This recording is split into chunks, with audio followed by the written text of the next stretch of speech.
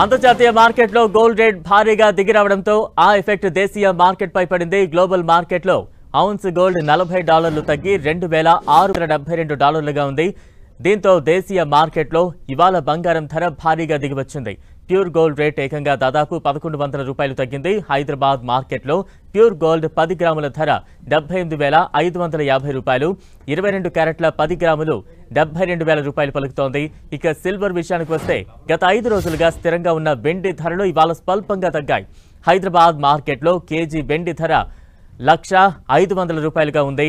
గత వారం Russia Ukraine టెన్షన్తో భారీగా పెరిగిన గోల్డ్ రేట్ 2023 మార్చి తర్వాత చక్కని ప్రదర్శనను నమోదు చేసింది. గోల్డ్ రేట్స్ హైయర్ లెవెల్స్లో ఉండటంతో ఈ వారం బంగారం ధరలు దిగివచ్చే అవకాశం ఉందని కమోడిటీ ఎక్స్పర్ట్స్ అంచనా వేస్తున్నారు.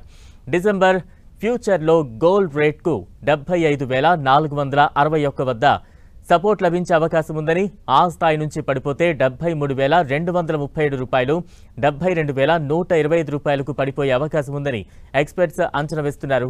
ఒకవేళ గోల్డ్ సానుకూల ధోరణిలో ట్రేడ్ అయితే $78,797 వద్ద రెసిస్టెన్స్ ఎదురయ్యే అవకాశం ఉందని, ఆ స్థాయిని అధిగమిస్తే $79,909, $82,133 వరకు వెళ్లే అవకాశం ఉంటుందని వారు అభిప్రాయపడుతున్నారు.